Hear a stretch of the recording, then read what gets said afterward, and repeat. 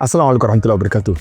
Hadda I weydiin lahayd 30 kiilo sidaan iskaaga ridi lahaa anigoo sabri ah weliba deg sanadkan 2026 ah waxaan sameyn lahaa kaloriska aan cuno oo dhan yaan iska goyn lahaa. Dabcan waxaa laga yaabaa inaad isweydiinayso coach sidee wax u wadaa maanta ma wareertay sotaanan lahayd cuntada yaanan laga tegin cunto fiican ha la cuno jirka energy ha helo haddaad rabto inaad aalamiiteyso jirkaaga wuxuu ku aalamiiteynayo waa energy-ga uu helayo haddana maanta waxaad keentay inaad la dhahdo 30 kiilo haddii aad rabto inaad iska ridid kaloriska aad cunayso dhan iska goy sababtoo ay tahay mar walba oo qofku cuntada uu iska jaro maxaa dhaca natiijadu waxay noqotaa in miisaan uu ka dhaco dhammaanteenana markaad fiiriso waxaad u malaysaa inaan arrinkaas u mashxarabeynayno oo waxa aan raadinayna keliya ay tahay inuu miisaan naga dhaco laakiin nasiib darada meesha taalaa waxay tahay miisaankaas waqti ma qaadato wuu soo laabtaa ama waxaa laga yaabaaba in jirkaaga sida adiga aad rabtay uu ku noqon waayo dadka inta badan fiiri dharka xiran waxaad jeclaan kartaa gaar ahaan sorry to say dumarka inta ay dharka xiran yihiin waa dareemi kartaa inuu miisaan ka dhacay laakiin 80% kuwa gaajada isku dilay kaloriska dhanna wada jaray wallahi alcadiim markay kuu sheekeynayaan jirkooda sida uu yahay iyo gudahooda sida uu noqday adiga naftirkaaga ciila ku hoona waxaana aaminaysaa in aysan wanaagsaneynba qofka inuu miisaan iska rido oo baruurta hadda ku saaran ee mararka qaar halka quruxda jirkaaga ay tahay bedelkeeda marka intaan kaloriska dhan jari lahaa ama cuntada dhan aan ka wada tagi lahaa waxaan samayn lahaa waxaan wax ka bedeli lahaa siduu jirkayga maanta cuntada u isticmaalo waxaan la soo shaqeeyey kumanaan qofood oo 1500 calories ilaa 1000 calories ilaa 500 calories maalinkii oo dhan cuna haddii cunto la iska dhaafo miisaan uu kaga dhacayo at the same time beni uusan ka dhicinin waxaana ogaataa calorieska maaha dhibaatada inta badan dadka haysto waxa uu miisaanka kaaga dhicinin ma aha calorie problem ma ahan cuntada inaa iska dhaaftay inaa cunto u fiirso qofka Soomaaliga ah wax cuntaa ma cuno bal iska dhaafe dadka Soomaaliyeed 80% miisaan sax ma saarno laba u dhaxayna anaga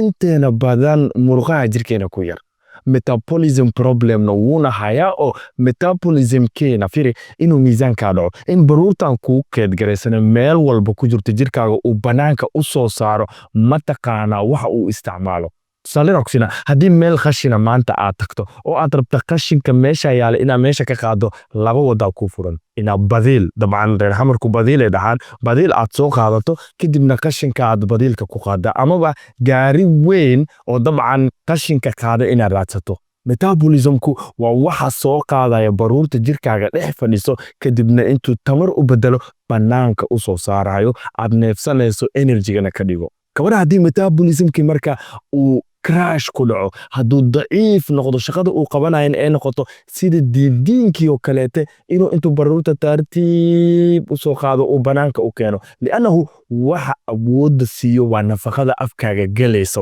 tamarta waa energy-ga cuntada aad cunaysid waay haddaadan cunto cunin waxaa dhacayso asigana inuu baruurti uu soo qaadayo si slow motion ah u soo qaado halkan waa meesha inta badan dadku ay istaaga ku yihiin yacni ay ku wareersan yihiin ay dhaafi la yihiin dadka inta badan sida hore kugu sheego cunto badan ma cunaan laakiin cuntada yar ee cunaan yaa waxay samaysaa insulintooda iyo beerkooda yay lid ku tahay insulinkooda 24 saac active waay mar walba uu insulinkaaga active yahana way kugu adkaanaysaa inuu miisaanka dhaco at the same time beerkaaga shaqo wuxuu hayaa haddii lagu soo bandhigi lahaa adigu aad dhihi lahayd maskiinkan waa la rafaadiyey hawsha laga kala yareeyo 24 saac waxa aan cunno waxa aan cabnaa u badan tusaale roxina markan kulay qofka Soomaaliga wax ma cuno subaxii laga yaabo qofka inuu waaga intuu u baryo ilaa habeenka gabalka ka dhacayo inuu shaah ku joogo maanta oo dhan 5 koob shaah 6 koob shaah 7 koob shaah uu cabo ama uu kafee ku joogo oo 3 ilaa 4 ilaa 5 koob kafee cabo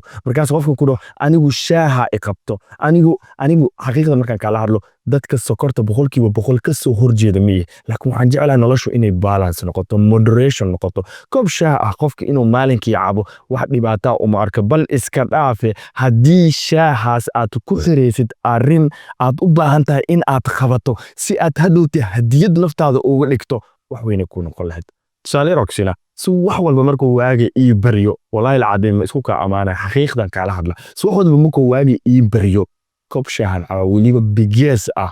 sokor muu leeyahay yes sokor uu leeyahay sababta waxa mataqaanaa waxaa niyadeyda ee la qabsatay waqti dheer maskaxdeydana ay ku degtaa waaga markuu ii baryo salaada subax aan dukado inaan intaan sali dhulka dhigto laba barkin aan hoosta gasho wallahi amaan igama ahan gadaalna barkin aan dhigto yaan kitaabkii quraanka meesha soo dhigtaa koobkayga shaahana waan soo qaataa koobka shaaha aan cabayo juskaas quraanka aan akhrinayo iyo adkaarta subaxii aan ku akhriyaa fiiri habeenkii marka aan seexanayo marxalada subaxii aan galayo saligaas aan dhiganayo barkimahan wallahi waan u xiisaa sababta mataqaana maskaxdaydu ma u xiisayso quraan akhriska I know wama ubari'u nafsi inna nafsa la amaaratun bisu way adagtahay khayrku inay naftu jeclaato laakiin shaaha aan cabayo kuleelkiisa marxalada aan ku jiro qandacaas iyo nafta u xiisaysaa taasaa marka waxay kan ii noqotay inay routine ay noqoto inaan u xiisaso wax walba inaan saas sameeyo shaaha ma wanaagsan yahay sokorta leh maya laakiin waxa ka badan oo ii haya igala weyn sababta mataqaana anigu kaloriskaygu wuu xisaabsan yahay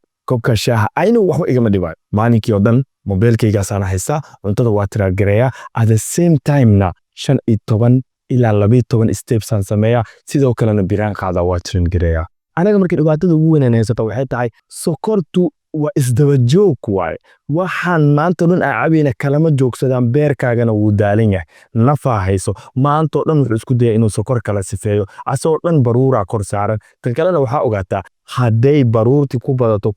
badato dantu waxay ku qasbaysaa asiguna inuu intuu baruur caadi u bedelo seelisyadaada ama unugyadaada adiposelka uu ku wareejiyo waxa u baahan tahay markii inaad cuntada ka wada tagta maaha waxa u baahan tahay damage-kaas bis inaad yarayso labo waxaa isku daydaa in aad bedesho waxa aad cunaysid how much aad cunayso muhiim ah halkii ma fahanteen waxa aad cunaysid tayada cuntada aad cunaysid wax ka bedel cuntada aad cunaysid waxa ay tahay ha isku mashquulinin bariis iyo baasto ha isku mashquulinin hal midaan rabaa inaan ku sheego mar walbo cunto real ah aad cunaysid mar walbo cunto sax ah aad cunaysid way adagtahay cuntadaas inaad overeating ku samayso inaad wax badan ka cunto sababta mataqaanaa dadku sokortu ay u qabata mar walbo li'annahu sokortu way macaan tahay waxyaabahan ay ku dhex jirtana waa waxyaabo aad loo yaryareeyey oo loogu talagalay in wax badan laga cuno maanta haddii hal xabo buskut aad cunto waxba kaama dhibaayo haddii hal kuukis aad cunto waxba kaama dhibaayo laakiin waxaad ogaataa halka xabo buskut kaloo kuu dhiibaa buskutkaasna mid kaloo kuu dhiibaa by the end of the day waxaa laga yaabaa 5 ilaa 6 xabo buskuda inaad cunto xalwada waa sidoo kaleete haddii jab yar aad ka cunto kaama dhibayso laakiin haddii aad caadi u cunto kama dambeyn waxaa la arkaa adoo ruuc xalwaa ka booday cabitaanada u fiirso sidoo kaleete galaas cabitaan ah haddaa cabto mid kaloo kuu dhiibaa maskaxdaa sidaa u shaqayso waxba lagama bedeli karaayo weliya maaragta qofku dhahaayo chicken iyo khudaar aan wax badan ka cunin ma soconayso caloosha istaagay noqonaysaa ma ogolaanayso cuntooyinka fiber kala fiiri marka cunto fiber cunto maaragta qofku dhahay digiraa cunaye maanta wax badana ka cuno qofku dhahay maaragte maya cuntooyinka fiber kale istaag iyaga caloosha way kala xirayaan directaas oo degdegayso hormoonaadka loogu talagalay soo shaqagalayo maskaxdaadana way ogaanaysaa in cunto tayo leh macquul soo gashay laakiin bilaahi waxay ka taagantaa cuntooyinka macaanka shirkadaha sameynaya iyaga ugu talagalay maba awoodi kartid inaad wax yar ka cunto sokorta ma aha waxaa la diidan yahay qaabka ay sokorta ku cunsiinayso cunooyinkan kaleeto oo dhan halka xalan ku haya marka borotiinka ayaa ah cheat code-ka waxaan oo dhan ku xiri karaysid haddaa rabto furo sir ah oo aad arrinkan kusoo gabagabayso borotiinka dhinaciisa u badan borotiin markaa ku leeyahay iswareerin haddaadan chicken iyo kalluun iyo hilib maalinkii aadan ka bixi karin digirta dhinaceeda aad cunooyinka fiber digirta nooc walba oo kunta aad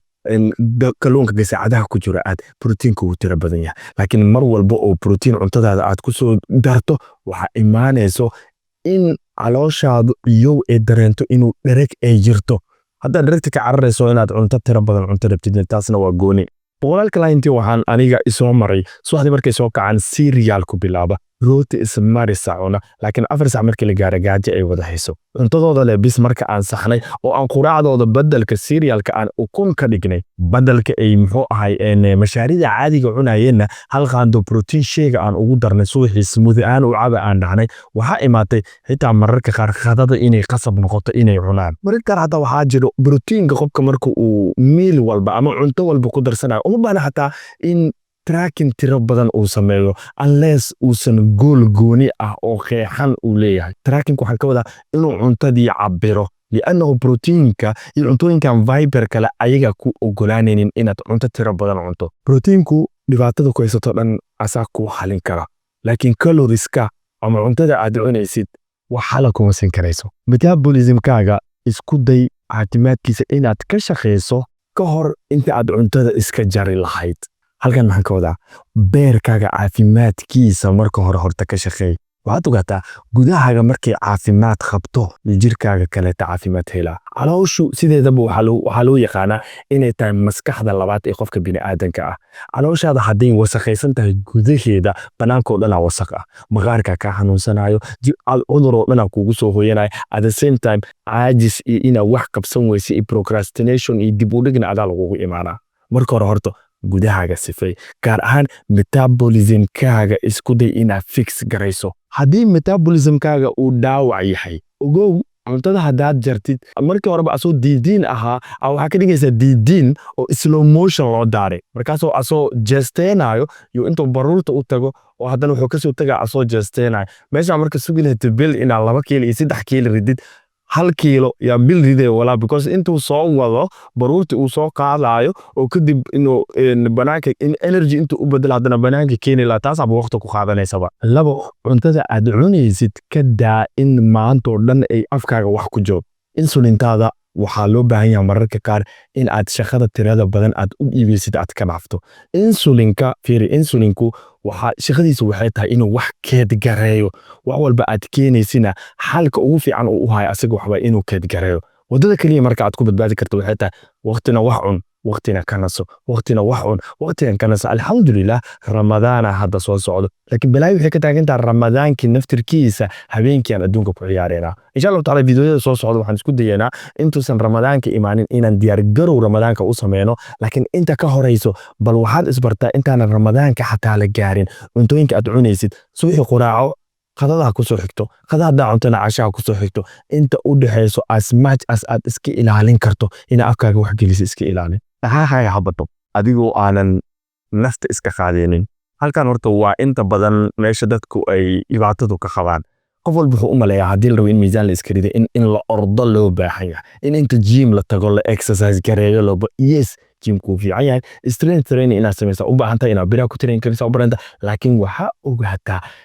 movementiga wax walba ka muhiimsan. Tusaale raaqsina haddii the whole day maalinkii oo dhan 1 saac aad gym aado, inta ka soo hartayna aad xafiis dhex fadhiisodan hal mar dhaqaaqaynin, waxaad ogaataa halkaas saac oo gymka aad aadaysid waxba kaama bedelayo. لأنه jirkaaga dhowr way oo waxa jira oo miisaanka ku rido. Waxa jira wax la dhaho need. Haddii aad meel iska fadhiso needkaas ma helaysa. Needku wuxuu u taagan yahay exercise activity thermogenesis. waa maxay? Waa dhaqdhaqaaqa qofka uu sameeyo dabcan markuu marxaladda nolosha caadiga ku jiro. Haddii aad xafiis joogto isku day inaad 50 daqiiqo aad shaqayso, 10 daqiiqana aad liisa xafiiskaaga aad ku dhex socoto. Pomodoro technique isticmaal. Isku day mar walba oo aad 25 daqiiqo aad shaqayso ama 50 daqiiqo aad shaqayso inaad heli karto fursad aad intaad ku istaagto aad ku dhaqdhaqaaqdo.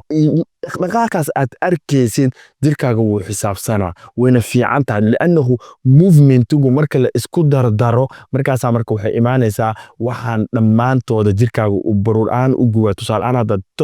total daily energy expenditure-kaaga marka la fiirinayo movementigaas qayb weyn uu ka qaadanaa. Laakiin hadduusan qayb ka ahayn exercise bisa meesha kugu jiro, at the same time jirkaaga still kaloriisku wareeg inuu gubo ku adkaanaysaa. Soco mar walba aad cunto 10 daqiiqo waxa noqotay gurigaaga ku aso socoto 3 milyan guriga soo dhax dhigo, xafiiska soo dhax dhigo, adduunka maanta wax walba la fududeey. Soco mar walba aad cunto. Haddii 3 jeer mar haddaad cunto 10 daqiiqo aad socoto already 30 daqiiqo meeshaas ka kacday. Cuntadii way kugu dagaysaa, muruqaha qaadanayaan midna ogow sin way. Dadku inta badan ma fahmaan muruqan yar ee lugta ku jiro, muruqan yar ee calviska ku jiro, waxaad ogaataa sidii wadniyo kale u shaqeeyaa. Igu pump gareeya. Waxa ogaataa mar walba aad cuntada cunto socodkaas danta laga leeyahay waxay tahay in dhiig jirkaaga uu pumping sameeyo kadibna cuntada dhiig ay qaadato. Caadooyinka ya inta badan restrictionka ama inaad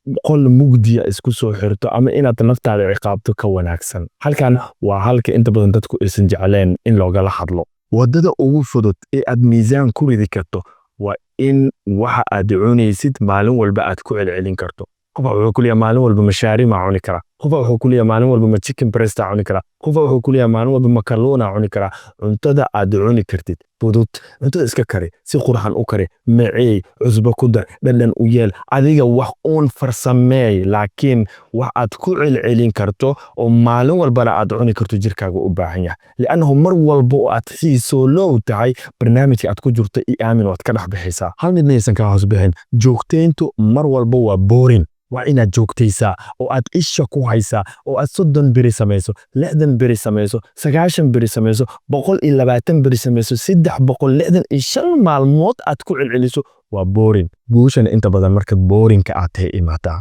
kama dambeyn qaabka Soomaalidu ay miisaanka u rido sababta ay inta badanba ay u keento inuu qofka guul dareysto waxaa ka mid ah 3 isbuuc kaliya shaqeeyaan. Video waa arkaysaa waxa lagu leeyahay hadda maalmeedan waxaan arkay TikTok nin dhalinyaro dhahayo ciida ka hor 12 kiilo iskrid waa 30 beri. Adigu yaa dagaal kugula jirtaa, ma jirkaaga dagaal kugula jirtaa, ma caafimaadkaaga dagaal kugula jirtaa. 12 kiilo intee u wadaa qofka wuxuu leeyahay marka 12 waxa ogaataa 4 isbuuc ay ku shaqeyn doontaa. 4 isbuuc kadibna metabolismkaagaas aan ka soo hadlayay slow gali doona, karaasha ku dhici doono, sheekada diidiinkana way kugu bilaabanaysaa. mar hadduu